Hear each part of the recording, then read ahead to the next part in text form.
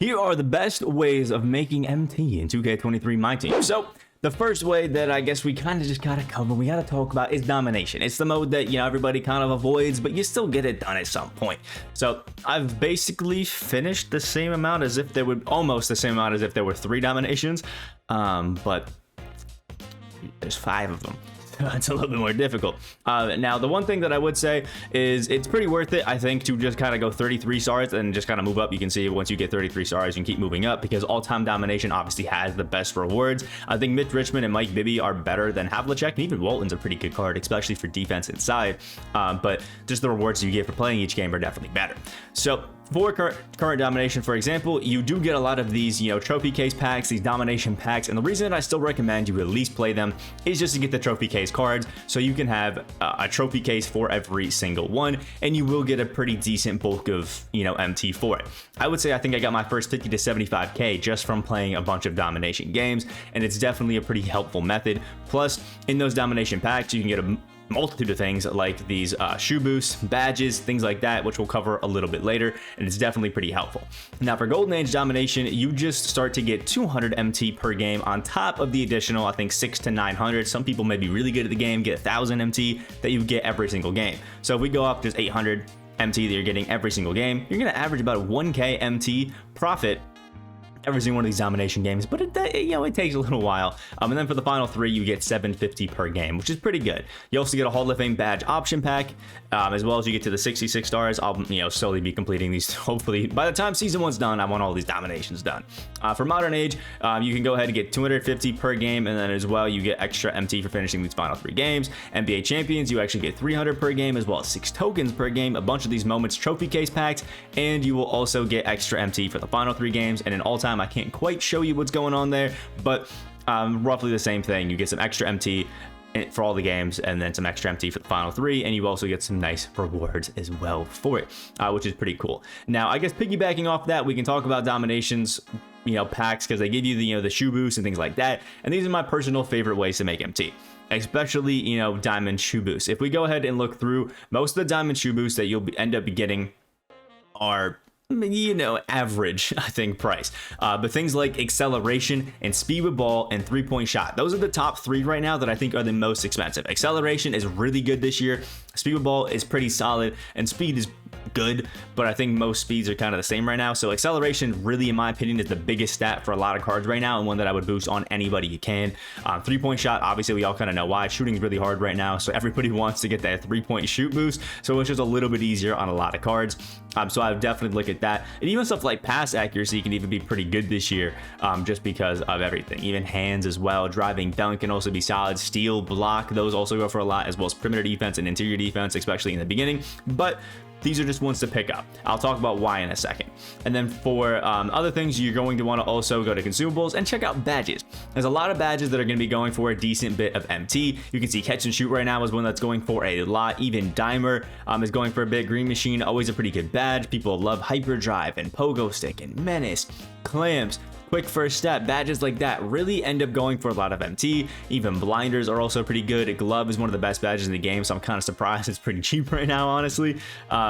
Just kind of go for a lot of MT. And I would recommend picking up a lot of these maybe Monday through Thursday, maybe Saturday, Sunday as well, and then selling them on like Friday, right when packs drop and when you can check out what badges cards need, or Saturday, morning, things like that. I think the first 2 days after the cards drop, a lot of people are going to be looking to buy badges for the new cards in the game. For example, the new Intensity packs dropped with this Pink Diamond Zion Williamson, who in his upgradable badge section is obviously going to be missing a few badges.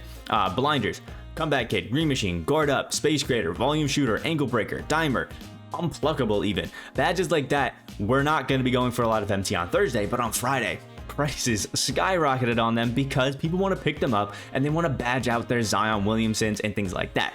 Now, this will be a little bit more valuable for you to hold on to these badges and to use them later on and to keep them to sell them when you can line them up perfectly when the unlimited 250k tournament. On October 15th, we have the first qualifier from 1 to 5 p.m.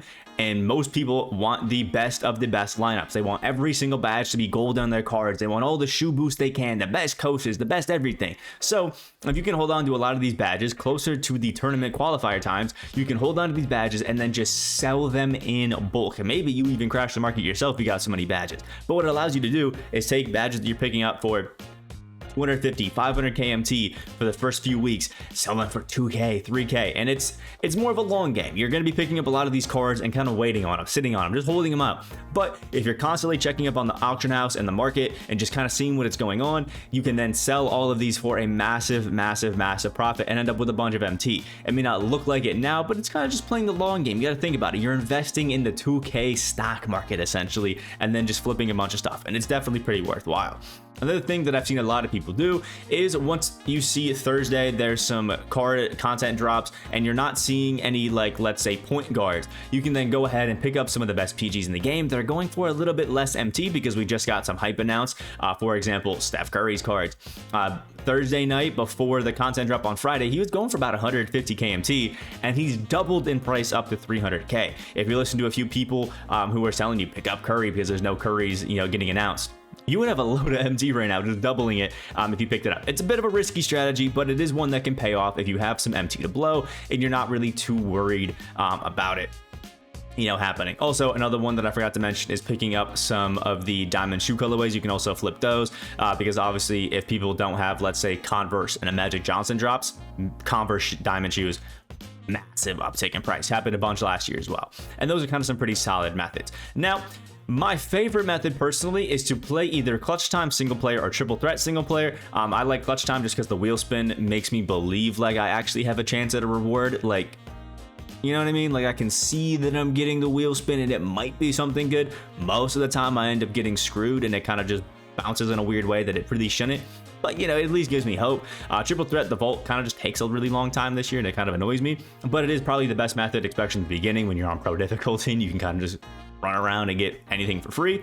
And the reason triple threat and clutch time are both nice is because they both have reward systems at the end where you can get MT or tokens, packs maybe even, and that'll give you some cards and you have a chance at these takeover players. For example, in triple threat, the vault can open up, give you 1,250 MT like you see on the screen here. That's a great amount of MT to kind of just boost up every single time. And I've actually got it a few times in these 30 wins that I've had. I think at least 5 times I've gotten it, which is a pretty good odds, honestly.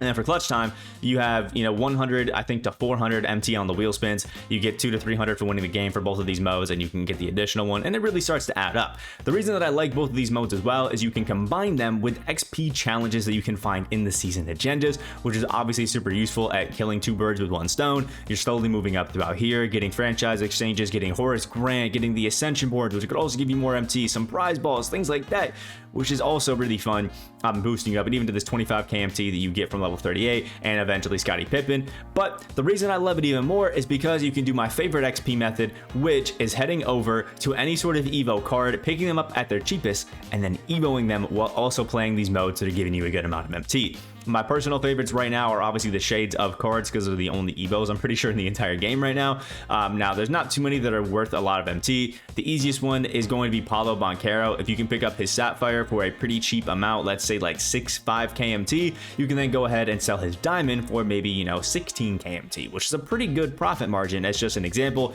Paulo and Duran have really easy Evo, so it's a pretty easy method. But Sohan takes a little bit of time, and there will be some new Evos as well that are going to be dropping. What I also recommend is kind of sniping these cards when they first come out, especially the Evos, because people are trying to pick them up to get the Evo to see the requirements and get the a few likes on Twitter and things like that whenever they post them. So what you can do is kind of sit on some filters, and we'll go Sapphire, Shades of, maybe pick a new card and kind of just keep searching up and just flipping these cards. You can make a bunch MT because some people will just buy the Sapphire pack, get a duplicate, not really care about it, and then sell them for really cheap, and you can pick them up and just flip them to somebody who's going to pay 20k right when they drop because they need to pick up the card and Evo it as fast as possible, which is a good method as well.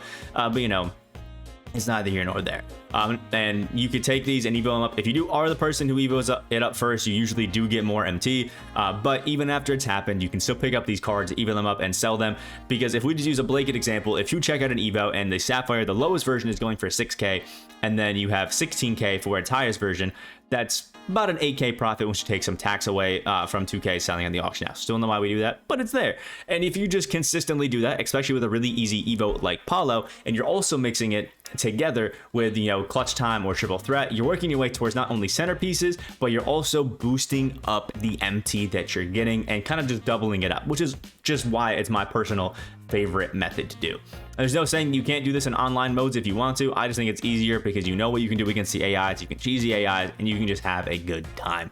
So that's my I guess personal way to do it. And then the last but not least one is also you can head over to these exhibitions and throw some cards into the exhibitions and just get some free packs. So they have, you know, badge packs and things like that, and just kind of hold them on. So if you're doing these methods together, you're evoing out cards, you're playing a lot of single player, and you're just picking up badges to hold on, you can really make some MT and not actually play all that often to just grind your life away, especially when it comes to flipping for the 250k qualifier. I think that's the best one because you can still work full-time jobs, play 2k maybe an hour a day, and make a good bit of MT throughout the course of the year. So let me know what you guys think about this down in the comment section below. Like the video if you did enjoy, and subscribe if you are new to the channel. Hope you have a great rest of your day, and I will see you in the next video.